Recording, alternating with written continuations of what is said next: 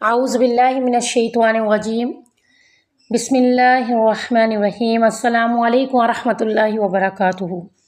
आज हम सूरतुश शम्स पढ़ेंगे। बहुत ही खूबसूरत सूरत है, बहुत ही प्यारी। वैसे तो सारा ही कुरान बहुत खूबसूरत है और हमारी हदायत के लिए, रहनुमाई के लिए, हमारी इस्लाह के लिए बेहतरीन कुरान से बढ़कर कोई रास्ता नहीं हो सकता। बेहतरीन रास्ता ही कुरान का है। लेकिन ये सूरत ज़िंदगी में इनकलाब लाती है। जो इंसान तन्हाई में सोच समझकर तर्जमे के साथ इस सूरत को पढ़ ले, यकीन जानिए उसकी ज़िंदगी बदल जाती है। ये हमें राज बताती है, कामयाबी के राज, किस तरह हम दुनिया में और आखिरत में कामयाब हो सकते हैं। इसकी आयत नंबर 9 बहुत ही खूबसूरत आयत है।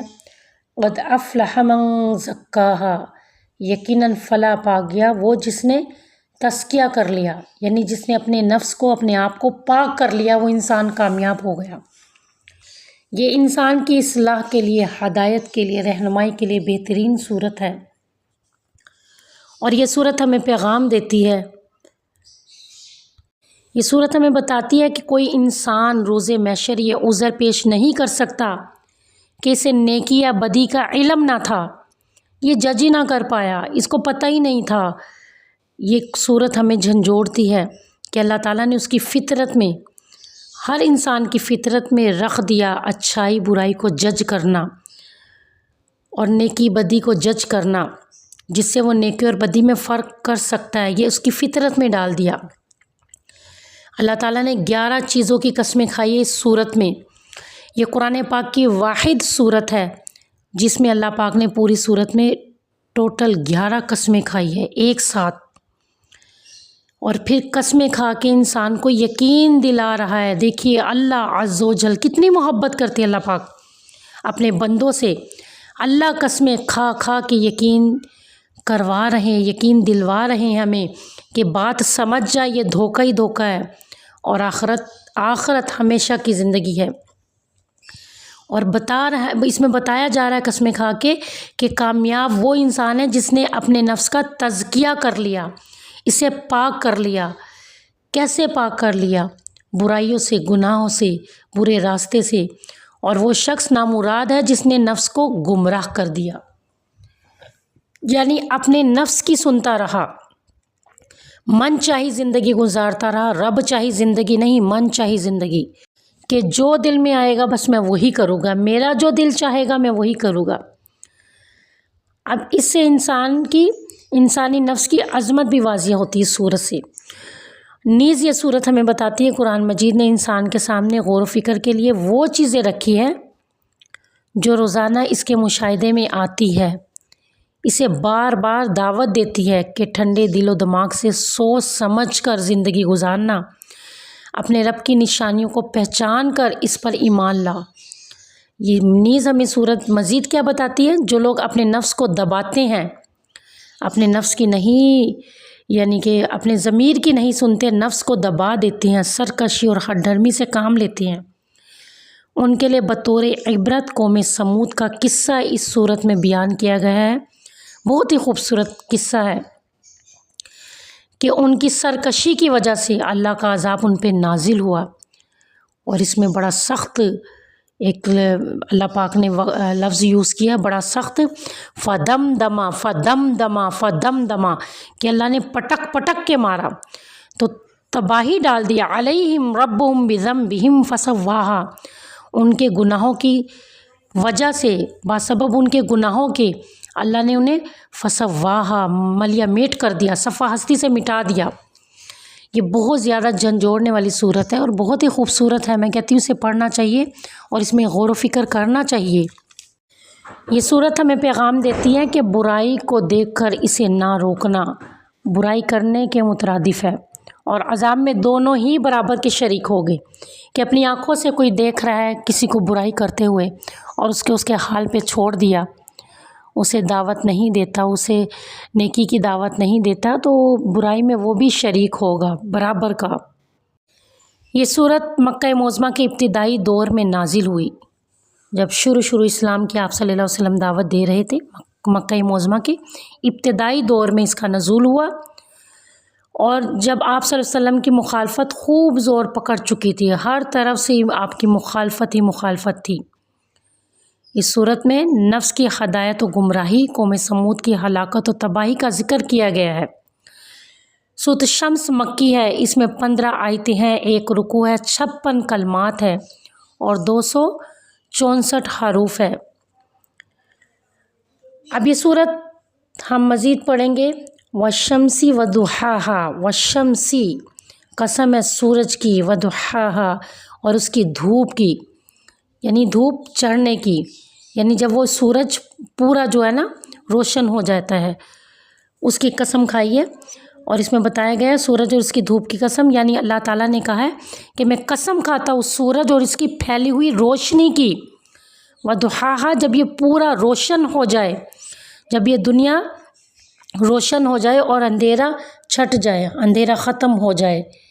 دوسری قسم والقمر اذا تلاہا، کہ چاند کی قسم اور اس کے پیچھے آتا ہے، چاند سورج کے پیچھے آتا ہے، یعنی غروب آفتاب کے بعد چاند طلوع ہوتا ہے اور اللہ کے حکم سے اپنی روشنی پھیرنے لگتا ہے، ہر طرف اس کی پھیرنے لگتی ہے، بکھیرنے لگتی ہے نا، اس کی روشنی بکھرنے لگتی ہے، ہر طرف اس کی روشنی یعنی چھا جاتی ہے۔ والنہار اذا جلاہا، جلاہا۔ اب تیسری قسم کون سی اس میں کھائی گئی ہے؟ والنہار، دن کی قسم جب وہ سورج کو روشن کر دیتا ہے، یعنی دن کے وقت سورج پوری روشنی کے ساتھ جلوہ گر ہوتا ہے اور تمام چیزوں کو نمایاں کر دیتا ہے۔ پھر واللیل اذا یغشاہا، اور رات کی جب وہ ڈھانپ لے اسے، یعنی رات ڈھانپ لے اسے، رات کی قسم جب وہ اسے ڈھانپ لیتی ہے، یعنی جب رات آتی ہے تو سورج چھپ جاتا ہے، رات سورج کی روشنی کو ڈھانپ لیتی ہے اور اس کی روشنی رات بھر غائب رہتی ہے۔ اسی کیفیت کو یوں بیان کیا گیا کہ سورج یعنی رات سورج کو ڈھانپ لیتی ہے، رات سورج کو ڈھانپ لیتی ہے، یہ کیفیت بیان کی گئی ہے، اس میں اس کی قسم کھائی گئی ہے۔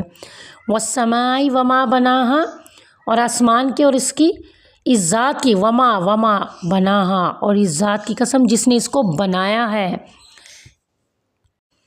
یعنی قسم کھائی گئی ہے آسمان کی قسم اور جس نے اسے بنایا ہے، یعنی چھت کی طرح اسے کھڑا کیا ہوا ہے۔ گویا اللہ تعالیٰ نے اپنی عظمت کی، اللہ نے اپنی عظمت کی اور اپنی قدرت کی بھی اس میں شہادت دی ہے، قسم کھائی ہے کہ اس نے بغیر ستون کے مضبوط آسمان بنا دیا۔ تو سوچئے کہ اللہ کتنی عظمت اور قدرت والا ہے۔ ہم 4 دیواروں کے محتاج ہوتے ہیں۔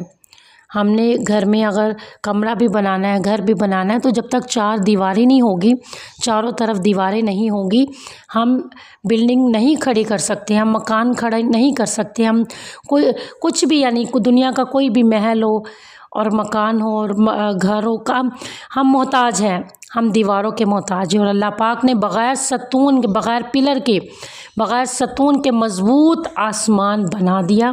تو اللہ خود کتنی عظمت والے، کتنی طاقت والے ہیں، کتنی قدرت والے ہیں۔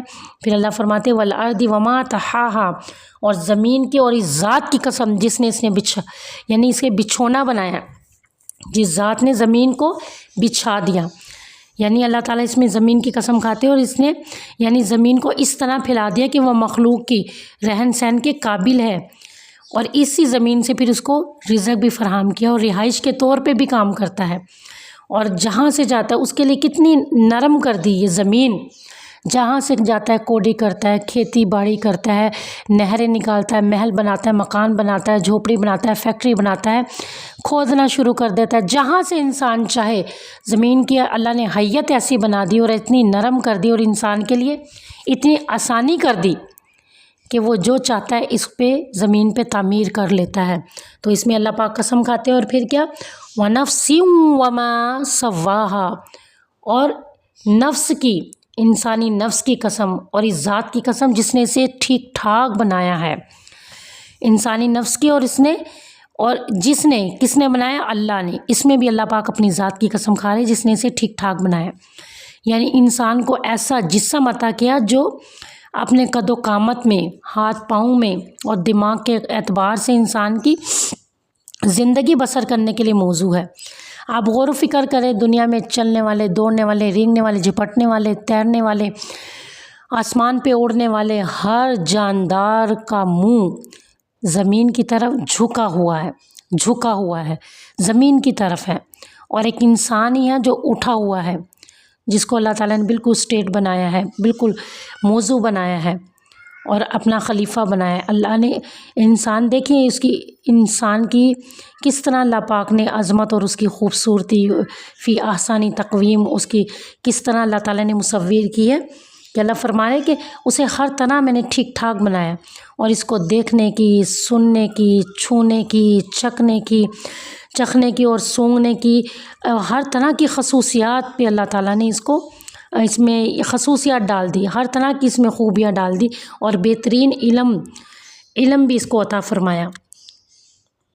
پھر اللہ پاک نے اسے عقل بھی عطا فرمائی، فہم بھی، حافظت تیز بھی، اور خیالات بھی، اور فیصلہ اور ارادوں کی قوت عطا کرنے کے ساتھ ساتھ ایسی ذہنی قوتوں سے مالا مال کیا جس کی بدولت وہ دنیا میں ہر طرح کے کام بآسانی کر سکتا ہے۔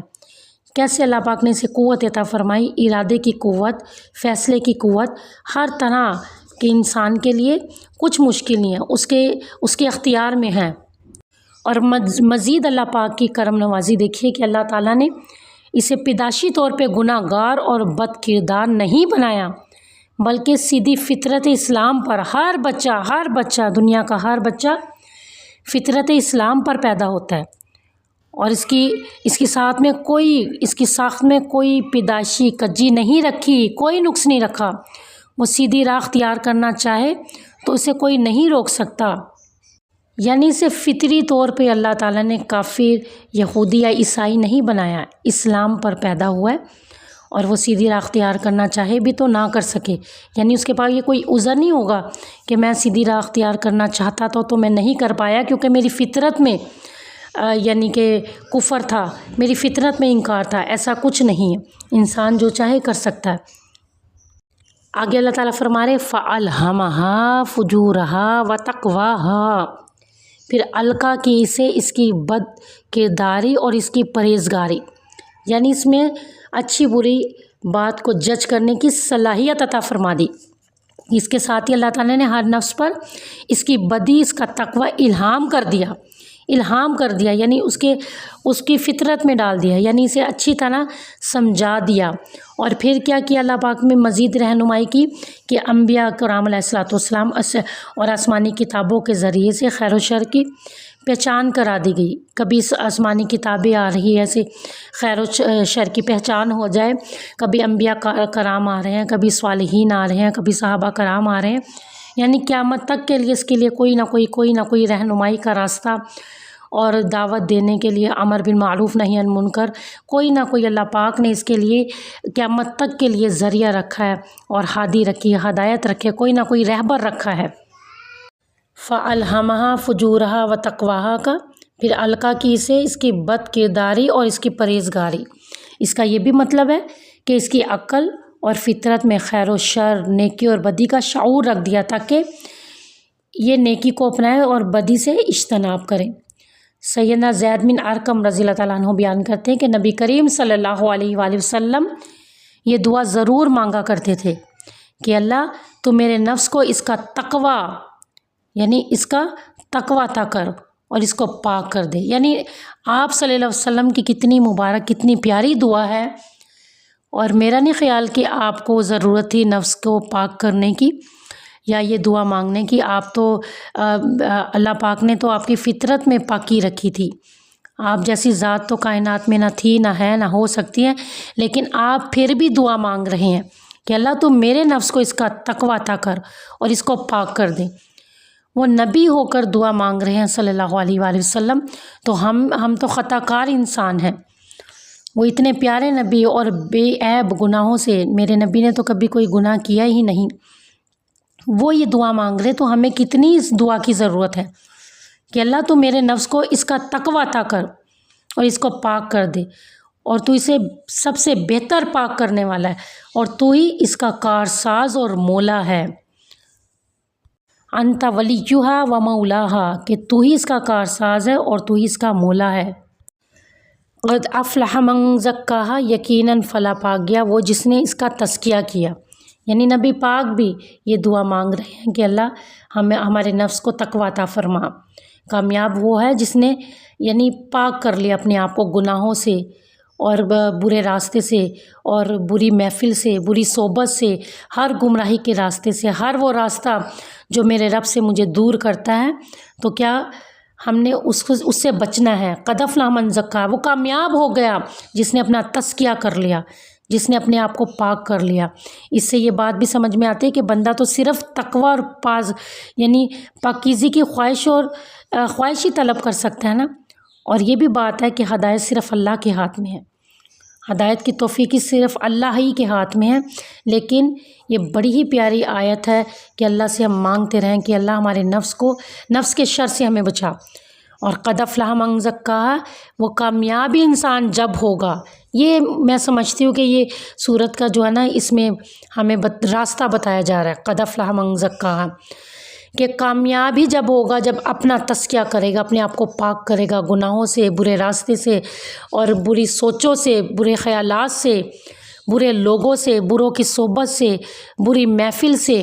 یعنی قد افلح من زکاہا کہ کامیاب وہی ہے جس نے پاک کر لیا اپنے آپ کو، غسل کر کے نہیں، اپنے جسم کی نجاست دور کر کے نہیں، اپنے آپ کو صابن لگا کے وضو کر کے غسل کر کے پاک نہیں، پاکی اندر کی پاکی ہے۔ یہ جو تزکیہ ہے نا، ہمارے نفس کا تزکیہ ہے، یہ ہمارے دل کا، یہ اندر کا، یہ ایمان کی دولت جب ہی ملتی ہے جب ہم اپنے آپ کو ہر برائی سے پاک کرتے ہیں۔ وقد خاب من دساہا، اور یقیناً ناکام ہوا وہ جس نے آلودہ کیا اس نفس کو، وہ ناکام ہو گیا جو نفسی خواہشات کی پیروی کرتا رہا، وہ ناکام ہو گیا جو من چاہی زندگی گزارتا رہا، رب چاہی نہیں کہ میرا جو دل چاہے گا، میں جو چاہوں گا میں وہ کروں گا۔ کامیاب وہ ہے جو قد افلح من زکاہا، جو مٹی میں جا کر بھی مٹی نہ ہوا، اور ناکام وہ ہے جو مٹی میں، وقد خاب من دساہا، اور ناکام وہ ہے جو مٹی میں جا کر مٹی ہو گیا، جس نے اپنے آپ کو آلودہ کر لیا، آلود ہو گیا، یعنی بالکل ہی خاک میں ملا دیا، وہ ناکام ہو گیا۔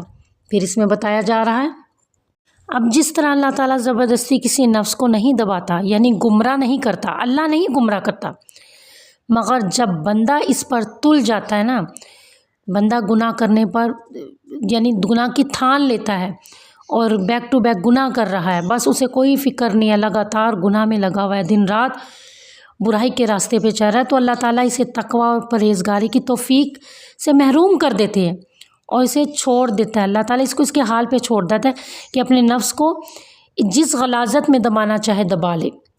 پھر اللہ پاک بھی کیا انسان کو ڈھیل دے دیتا ہے کہ اب تیری میری ملاقات ویٹنگ روم میں ہوگی، کہ قبر میں ہی حساب کتاب ہوگا۔ تو یہ بڑی پیاری صورت ہے، ہمیں اس کی ایک ایک آیت پہ غور و فکر کرنا چاہیے۔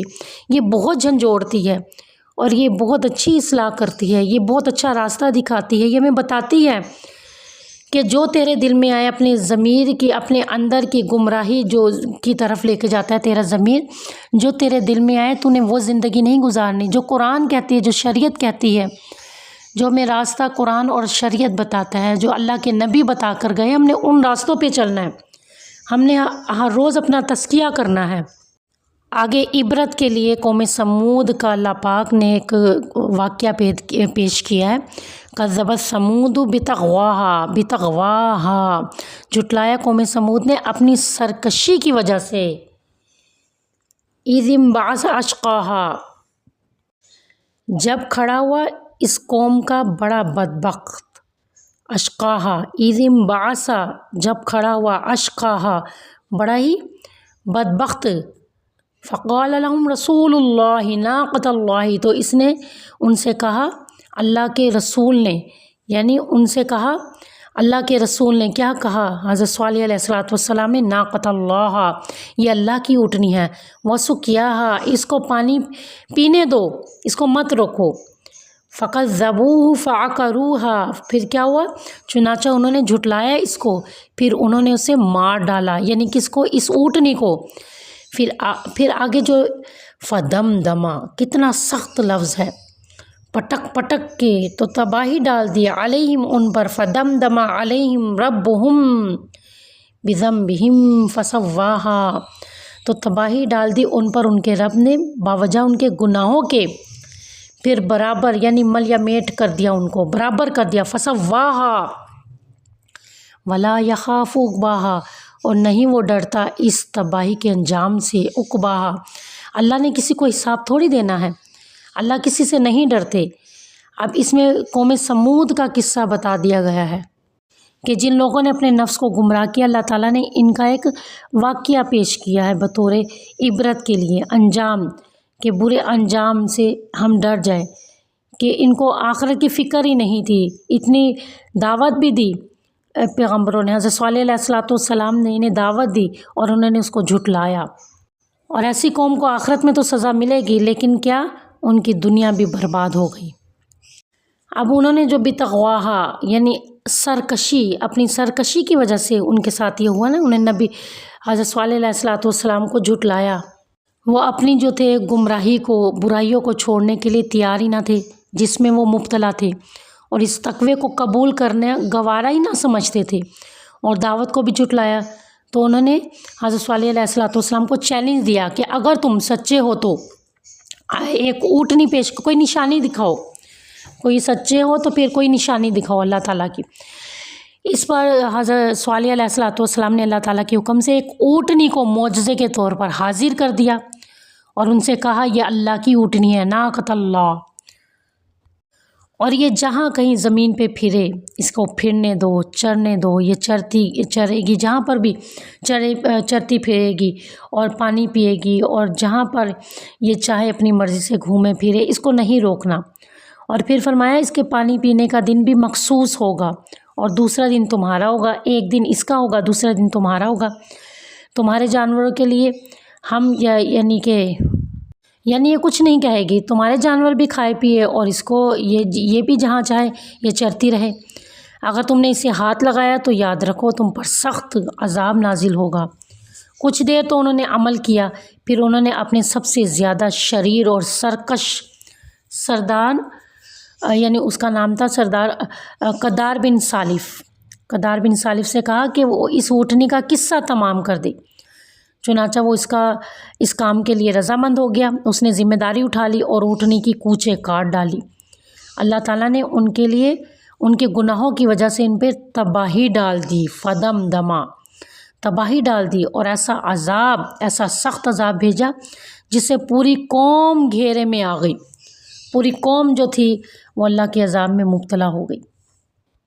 अब ऊँटनी की कूचे काटने वाला तो एक शख्स था ना, सरदार बिन जो था कदार बिन सालिफ एक था, लेकिन सज़ा पूरी कौम को मिली, क्योंकि बुराई को देखकर बुराई को ना रोकने वाला भी बुराई करने के बराबर ही होता है। फिर सज़ा पूरी कौम ने उठाई।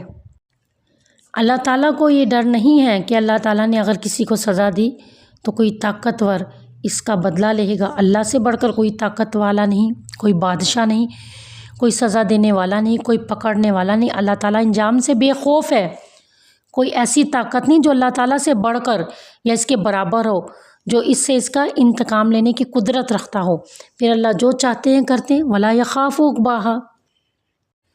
मैं आपको ज़रूर कहूँगी ये सूरत को जो है ना गौर व फ़िक्र करे, तर्जमे से पढ़े, इसको समझे, इसके किस्से को समझे। क़द अफ़लह मन ज़क्काहा का क्या मतलब है, ये क्यों अल्लाह ताला फरमा रहे कि तज़किया कर, पाक कर अपने आप को पाक कर। कब तक, जब तक तू कफ़न नहीं पहन लेता। जिस तरह कफ़न एक साफ़ सुथरा और एक वाइट लिबास है, इस तरह अपने आप को दिन रात तज़किया करता रहे, अपने आप को भी साफ़ करके फिर दुनिया को छोड़ना।